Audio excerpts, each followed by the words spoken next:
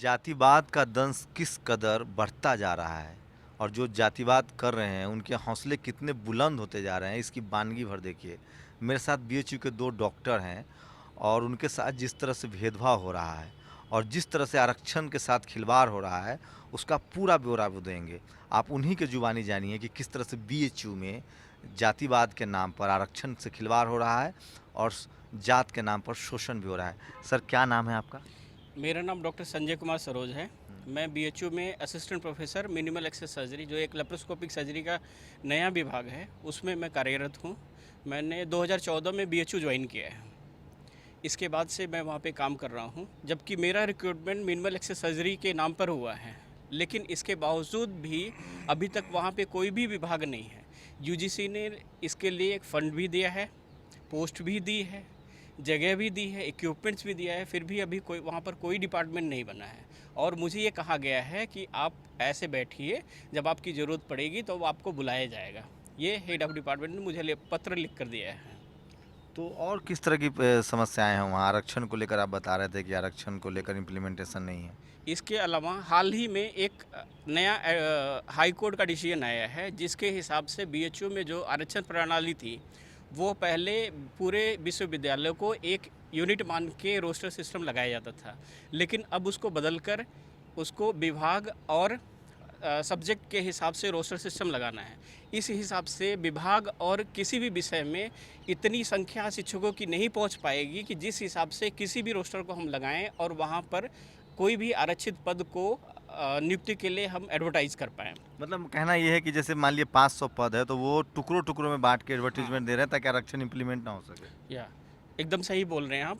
उसके पीछे यही संशय था और यह एक इलाहाबाद हाई कोर्ट के डिसीजन के बाद उन्होंने ये रातों रात नया डिसीजन, नया रोस्टर सिस्टम बनाया, जिसको कि अभी तक उन्होंने कहीं पर पब्लिश नहीं किया, कहीं बताया नहीं है। इसके बावजूद भी नया एक एडवर्टीजमेंट निकाल दिया, जो कि आई थिंक 10 तारीख को जजमेंट आया है ऑनलाइन और 12 तारीख को इन्होंने नया एडवर्टीजमेंट निकाल दिया। उसके हिसाब से आरक्षण जो है लगभग 1/3 रह गया है। डॉक्टर साहब, आप एससी कैटेगरी से हैं? हाँ, मैं एससी कैटेगरी का हूँ, लेकिन मेरी नियुक्ति वहाँ पर अनारक्षित पोस्ट पे हुई है, जबकि मैंने तो हाँ। किस तरह का और भेदभाव आपको झेलना पड़ रहा है? क्या कोई जाति सूचक शब्द कहे जा रहे हैं या किसी तरह के कोई अनटचेबिलिटी जैसा भी होता है? प्रमोशन में काम नहीं देना वो तो रंगाई लोग लगाते हैं। जो साफ-साफ अनटचेबिलिटी का मामला है वो कुछ उस तरह का भी कुछ आपको फेस करना पड़ रहा है? ऐसे किसी पर्सनल रूप से हमें टारगेट नहीं किया गया, लेकिन उन्होंने हमें इनडायरेक्टली परेशान करने के सारे हथकंडे अपनाए। जैसे? जैसे कि अब मैं प्रमोशन के लिए, मैं अगली सीट जो थी एसोसिएट प्रोफेसर के लिए एलिजिबल था। 2017 में मैं एलिजिबल हो गया हूँ, लेकिन उसके पहले ही उस सीट को डी रिजर्व करके दूसरे डिपार्टमेंट में लेकर चले गए, जिससे कि मेरा प्रमोशन ना हो पाए, मैं आगे ना बढ़ पाऊँ, मैं मतलब कुछ वो ना कर सीट पाऊँ। ही उन्होंने हटा दिया उस सीट आपके को डिपार्टमेंट हाँ, से? उस सीट को हटा दिया, मिनिमल एक्सेस सर्जरी से हटा के उसको रीडिजिग्नेट करके जनरल सर्जरी में कर दिया। ये है, जो लोग कहते हैं कि जातिवाद खत्म हो गया है वो अपनी आंखें खोल ले। दिमाग तो उनका खुलने वाला नहीं है, क्योंकि उनके अंदर इतना जातिवाद भरा हुआ है कि ह्यूमैनिटी की बात करना, मानवता की बात करना और मेरिट की बात करना। दलित कैटेगरी से हैं, जनरल कैटेगरी में इन्होंने क्वालिफाई किया है, जनरल कैटेगरी में इनका सिलेक्शन हुआ है, उसके बाद भी इस तरह के भेदभाव इनको झेलना पड़ रहा है। आपका क्या नाम हुआ सर? मैं डॉक्टर एस के भारती, पूरा नाम सत्यनाम कुमार भारती है। मैं एसोसिएट प्रोफेसर एट प्रेजेंट हूँ ट्रॉमा सेंटर में। मेरा पहला अपॉइंटमेंट जो हुआ था 26 फरवरी 2011 में as a assistant professor BHU में। मैं 9 जुलाई 2015 में एसोसिएट प्रोफेसर बना ट्रॉमा सेंटर में, जिसके लिए अलग से बजट जो है दिया गया है बीएचयू को, जो कि हमारे यूजीसी के 11th प्लान में प्राप्त आरटीआई की जानकारियों से भी प्राप्त है। हम लोगों ने जैसे ही ट्रॉमा एसोसिएट प्रोफेसर का पोस्ट ज्वाइन किया, और उस समय जिस समय हम ज्वाइन किए थे उस समय हमारे यहाँ प्रोफेसर पद भी था। प्रोफेसर पद एससी कैटेगरी में था, क्योंकि मेरा एसोसिएट प्रोफेसर एससी में ही हुआ था। एक प्रोफेसर का पद भी था वहाँ पे। लेकिन ये जान रहे थे, बीएचयू वाले ये जान रहे थे कि अभी कुछ दिन बाद जो है ये टाइमली एसोसिएट प्रोफेसर से प्रोफेसर भी बन जाएगा, तो उन्होंने उस पोस्ट को जो है रूपांतरित कर दिया। उन्होंने उसको पहले डाउनग्रेड किया, डाउनग्रेड करके उसको डी रिजर्व कर दिया। और फिर मैंने आरटीआई लगाया। आरटीआई से प्राप्त जानकारी में उन्होंने हमसे ये कहा कि ऐसा यूजीसी ने कर दिया। जबकि डी रिजर्वेशन आज के तौर पे अनकॉन्स्टिट्यूशनल है, ये बिल्कुल हो नहीं सकता, इम्पॉसिबल है। लेकिन फिर भी बीएचयू में ऐसी घटनाएं बारंबार देखने को मिलती है जहां जो बेनिफिशियरी है, जो एससी कैटेगरी का बेनिफिशियरी है, वो तुरंत जो है जैसे वो पास में पहुंचता है प्रमोशन के पास में, बीएचयू कुछ न कुछ ऐसी हथकंडा लगाती है जिसकी वजह से उसका जो है कैरियर बर्बाद किया जाता है। ये बहुत गंभीर सवाल है। तो एक जो होता है कि जो पहले ओवरऑल सीटें एडवर्टीजमेंट दी जाती थी, अब टुकड़ों में कर दिया गया डिपार्टमेंट वाइज। मतलब ये जो आपने एक ये चार्ट बना रखा है, इसको बताएंगे कैसे में ये दर्शकों को मेरे पास कैसे एक हैं? चार्ट है जो हाँ, कि हाँ, ऐसे दो करके बताएं। हाँ। दो समय के एडवर्टीजमेंट को बताता है। ये एडवर्टीजमेंट है जो कि जनवरी 2017 में हुआ था, जिसमें कि अनरिजर्व पोस्ट थी 226, शेड्यूल कास्ट के लिए 130 थी, एसटी के लिए 82 थी, ओबीसी के लिए 71 थी और फिजिकली डिसेबल्ड के लिए 28 थी। टोटल पोस्ट हो रही थी 533। नए उच्च न्यायालय के नए निर्णय और नए रोस्टर के बाद ये पोस्ट जो है जून में एडवर्टाइज़ की गई। 374 पोस्ट हो गई अनरिजर्व के लिए, 40 पोस्ट घट के हो गई एससी के लिए, 9 पोस्ट हो गई एसटी के लिए, ओबीसी के लिए 94 पोस्ट हो गई, फिजिकली डिसेबल के जैसे थी वैसे थी। इन्होंने टोटल 541 पोस्ट एडवर्टाइज़ की, जो कि ये साफ साफ दर्शाता है कि आरक्षण को किस दिशा में ले जाना चाह रहे हैं। या आरक्षण नहीं, अच्छा ये होगा कि हम उसे कहें कि ये एक रिप्रेजेंटेशन को, जनता के रिप्रेजेंटेशन को किस दिशा में ले जाना चाहते हैं। ये बहुत ही गंभीर सवाल है। मेरे साथ फॉर्मर स्पीकर बिहार विधानसभा के उदय नारायण चौधरी हैं और जो लगातार बिहार के कद्दावर नेता हैं, सोशल जस्टिस के लिए लड़ाई लड़ते रहे। सर, क्या लग रहा है कि हालात बस से बदतर होते जा रहे हैं अब?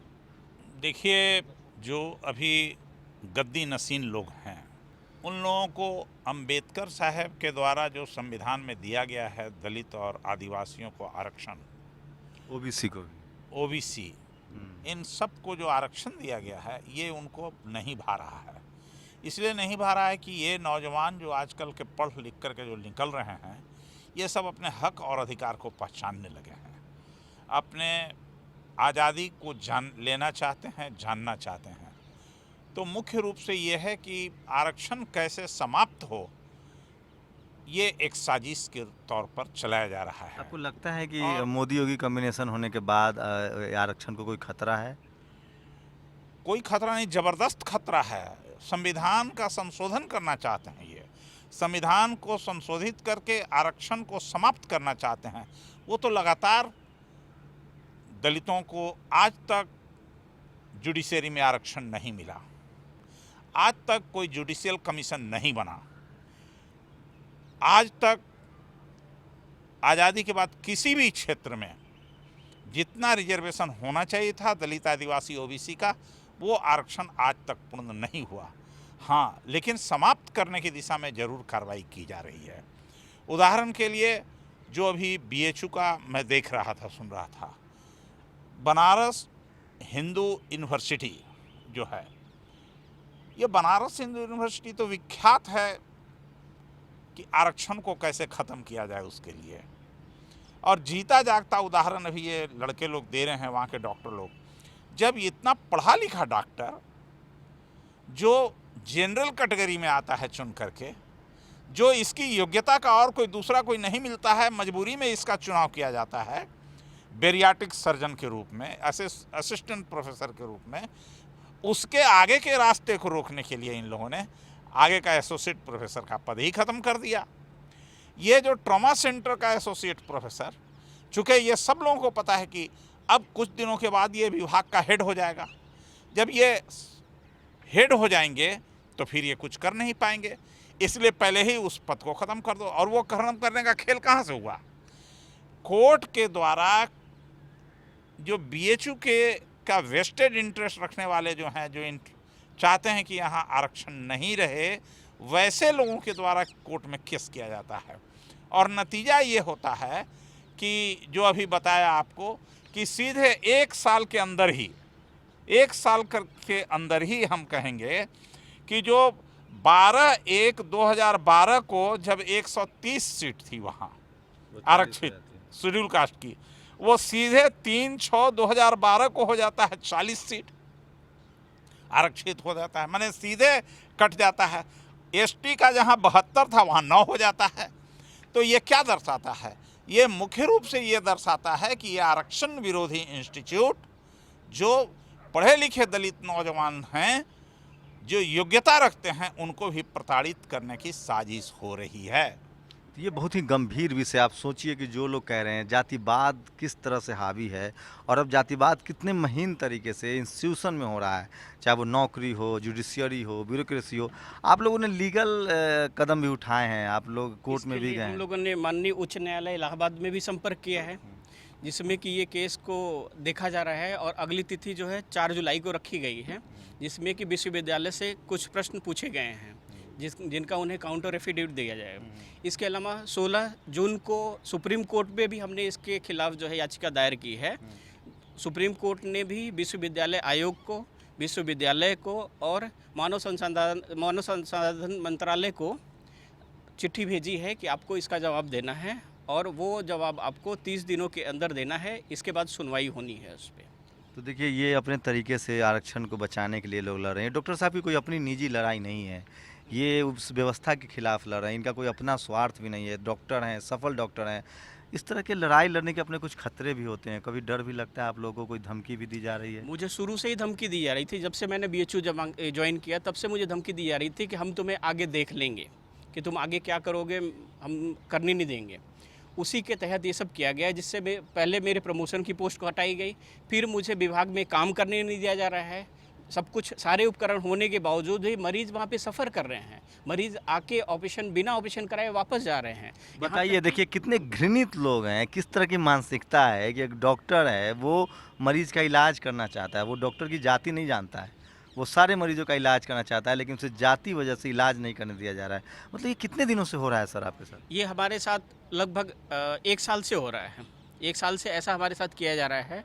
और आज हमारे पास कहने को ना तो OPD है जिसमें मैं मरीज़ देख पाऊँ, ना कि OT है जिसमें मैं उनको ऑपरेशन कर पाऊँ, ना ही हमारे पास वार्ड है जहाँ पे कि मैं उनकी उच्च चिकित्सा व्यवस्था प्रदान कर पाऊँ। तो कौन है आपका HOD, कौन है जो इस तरह की साजिशें कर रहा है? किस पर आपको शक है? हमारे HOD जो हैं वो मुमताज़ अंसारी जी हैं, जिन्होंने, मैंने इसके लिए बहुत संपर्क भी किया, बहुत पत्र भी लिखा। उसके बदले में मुझे एक पत्र मिला जो कि मेडिकल सुपरिटेंडेंट ने लिखा कि आपको एक OPD दी जाती है 115 नंबर कमरे में, इसके बाद OT दी जाती है ट्रॉमा सेंटर में। कुछ दिनों बाद फिर वो कहते हैं कि नहीं, कुछ ऐसा पत्र आया है जिसको कि आज तक उन्होंने कभी दिखाया नहीं, हमें कभी बताया नहीं हमें। उन्होंने कहा कि नहीं, हम आपको OPD नहीं दे सकते हैं, हम आपको OT नहीं दे सकते हैं। सोचिए आप क्या करेंगे अगर आप दलित समाज में पैदा हो गए हैं। आप डॉक्टर बन जाइए, इंजीनियर बन जाइए, IAS बन जाइए, आप मंत्री बन जाइए इस देश में, आपके साथ भेदभाव आपका पीछा नहीं छोड़ेगा। ये समाज बना रखा है हम लोगों ने, ये हालत है। ये BHU के डॉक्टर है, ये कोई हमारे जैसा कोई पत्रकार नहीं है जो दिन भर घूमता रहता है। ये हालत है। आपको कभी किसी तरह का डर है सर? कोई किस तरह की थ्रेट है? थ्रेट तो BHU में इनडायरेक्टली मानसिक रूप से लोग देते ही रहते हैं। प्रत्यक्ष रूप में कोई फिजिकली इंटॉलरेंस या फिजिकली जो है मानसिक प्रताड़ना है। मानसिक प्रताड़ना तो अब ये क्या है, जैसा कि डॉक्टर सरोज ने बताया अभी कि इनको जगह नहीं दिया जा रहा है, इनको काम करने का प्लेस नहीं दिया जा रहा है, इनको मरीज़ देखने नहीं दिया जा रहा है, एक मानसिक प्रताड़ना ही है, जो कि एक तरह से SC/ST एक्ट में एक संगीन अपराध भी है। लेकिन फिर भी जो है बड़े धड़ल्ले से किया जाता है BHU परिसर में। हाँ, रही बात हमारे लिए, तो हमें अभी जो है हाल में ही फरवरी में जब मैं सिंगापुर से लौटा, BHU ने ही मुझे सिंगापुर भेजा था ट्रेनिंग के लिए। मैं वहाँ से लौटा तो मुझे ट्रॉमा सेंटर में ये कह करके भेज दिया गया कि बस केवल आप मरीज़ जो है देखते रहिए, इमरजेंसी मरीज़ देखिए। वहाँ पे कोई ऐसा इलेक्टिव मरीज़ ऑपरेट करने की व्यवस्था नहीं है।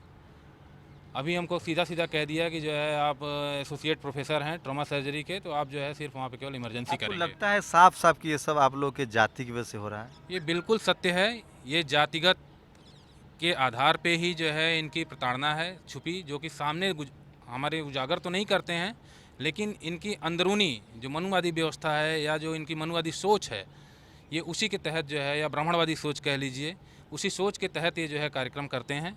और ये हमारे सामने तो हमारे लिए मीठे बने रहते हैं, लेकिन अंदर ही अंदर हमारे घात लगा के बैठे रहते हैं। देखिए कितनी बुरी स्थिति है। आप कल्पना नहीं कर सकते हैं कि एक आदमी पूरी ज़िंदगी मेहनत करता है, गरीबी से लड़कर, मुसीबतों से लड़कर वो मेन स्ट्रीम में आता है, डॉक्टर बनता है, इंजीनियर बनता है, IAS बनता है, क्लर्क बनता है, चपरासी बनता है। उसके बाद जाति वहाँ भी उसका पीछा नहीं छोड़ती है। सर, आपका लंबा करियर रहा है, आपने सामाजिक आंदोलन के लिए लंबा समय दिया है, आप स्पीकर रहे हैं बिहार में। क्या लगता है कि हालात बदलेंगे कभी या और ये लड़ाई बढ़ती जाएगी और अब लोगों को खुलकर सामने आना पड़ेगा? देखिए, हालात तो बदलना सुनिश्चित है, देर सवेर। देर हो सकता है, अंधेरा नहीं होगा, उजाला तो होगा। लेकिन उजाला होने में हमको जो सामाजिक जो संघर्ष है उसमें और क्या क्या हो जाएगा ये कहना बहुत मुश्किल है सामाजिक दृष्टिकोण से, और वो दिन बड़ा खराब दिख रहा है। इसलिए मैं तो लोगों से निवेदन भी करना चाहता हूँ, अब बताइए, अभी ये डॉक्टर लोग बोल रहे हैं करोड़ों करोड़ का यूटेंसिल्स खरीद के रखा हुआ है, यूजीसी ने ग्रांट दिया और उसका आज तक उपयोग ही नहीं हो रहा है साहब। डॉक्टर बैठा हुआ, हाथ बैठा हुआ है, वो चाहता है ऑपरेशन करना, वो चाहता है मरीज को देखना, वो चाहता है जो कमिंग स्टूडेंट हैं जो पढ़ रहे हैं उनको भी इसकी जानकारी देना, लेकिन उनको इससे वंचित कर दिया गया। चूँकि ये दलित समुदाय के हैं, ये पढ़ा नहीं सकते हैं, एमबीबीएस के जो नए छात्र हैं उनके जो मरीज हैं उनको इलाज, बेरियाट्रिक सर्जन तो दुनिया का सबसे बेस्ट टेक्नोलॉजी अभी माना जा रहा है सर्जरी में, और उससे ये लोग पढ़ के बहुत ज्ञान प्राप्त करके, इतना ही नहीं, ये शेड्यूल कास्ट के होकर जनरल में ऐसे नहीं मिलते हैं, उसको ये काम नहीं करने दिया जा रहा है। आप समझ लीजिए, ये सिंगापुर इनको भेजा गया, ये जो सत्यार्थी डॉक्टर सत्यार्थी हैं इनको अभी तक कोई एक नया पैसा का टीएडीए नहीं दिया गया, ये अपने पैसे से गए। ये क्या है? यही है मानसिक प्रताड़ित करना, मानसिक तौर पर हैरास करना, जिससे कि आगे का काम कुछ ना कर सके। आरटीआई में लोग आदमी मांगता है, आरटीआई में कोई जवाब नहीं दिया जाता। देखिए, मैं आपको ये दिखाऊं कि क्या लिखते हैं डॉक्यूमेंटेशन में ST/ST के इंटरनी कि information is not available in the SC/ST cell. ये देखिए ना, साफ कोई रोस्टर नहीं है, रोस्टर है ही नहीं। ये आरटीआई का रिपोर्ट है इस तरह का। बताइए कितना गंभीर है कि जो BHU है उसके पास ये डेटा नहीं है कि कितने SC ST OBC के जो रिजर्व सीट है उसके बैकलॉग हैं, वो BHU के पास जानकारी नहीं है। ये कितनी बड़ी विडंबना, इस जानकारी नहीं है ऐसा नहीं, ये साजिश है आरक्षण को समाप्त करने की, आरक्षण को खारिज करने की। और जो आरक्षण की वजह से मेन स्ट्रीम में लोग पहुंचे हैं, जो अपनी भागीदारी तय कर रहे हैं, आरक्षण कोई गरीबी उन्मूलन का कार्यक्रम नहीं है, आरक्षण कोई गरीबी हटाने का औजार नहीं है, आरक्षण भागीदारी तय करने के लिए था। जो SC ST OBC का कॉन्स्टिट्यूशनल राइट्स है, संवैधानिक अधिकार है, और लगातार जो जातिवादी लोग हैं जिनके अंदर जातिवाद का जहर भरा हुआ है, वो उस राइट्स को किसी न किसी तरह से नहीं दे रहे हैं। और उनकी कोशिश है कि जो कॉन्स्टिट्यूशनल राइट्स हैं वो बहुजन समाज को, दलित को, माइनॉरिटी को, आदिवासियों को न मिले। और आप सच मानिए, देश तभी बेहतर होगा जब इस देश का हर नागरिक बेहतर होगा। और अगर आपके दिमाग में जातिवाद बना रहेगा, बैठा रहेगा, और जाति के आधार पर आप भेदभाव करेंगे, तो आप कभी एक मजबूत राष्ट्र नहीं बन सकते। और इसलिए ज़रूरी है कि ऐसे लोग का बहिष्कार हो, सामाजिक बहिष्कार हो, और जो जाति के आधार पे भेदभाव करते हैं लोगों से, उनको वाजिब हक मिले और उनको सज़ा मिले। और ऐसे लोगों को सुधरना चाहिए, और ऐसे लोगों का सामाजिक बहिष्कार होना चाहिए जो जाति के आधार पे भेदभाव करते हैं। कैमरा श्याम के साथ शंभू कुमार सिंह, नेशनल दस्तक, दिल्ली।